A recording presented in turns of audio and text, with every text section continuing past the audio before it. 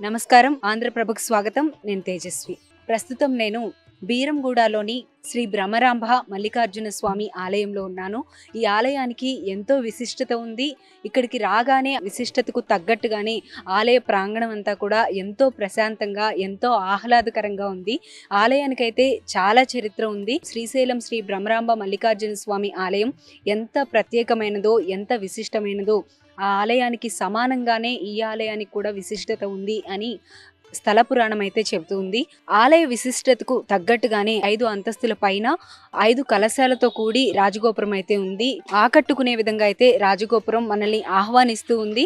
రాజగోపురం నుండి లోపలికి ఎంటర్ అవగానే స్వామివారు మనకి దర్శనం ఇస్తూ ఉంటారు. రాజగోపురంలో ఉండే మనకి కనిపిస్తూ కూడా ఉంటారు. అయితే ఒకసారి లోపలికి వెళ్ళి అసలు స్థల పురాణం ఏంటి, ఈ ఆలయం ఎప్పుడు ప్రారంభమైంది, ఆలయానికి సంబంధించిన విశేషాలేంటి అనేది తెలుసుకుందాము. పదండి.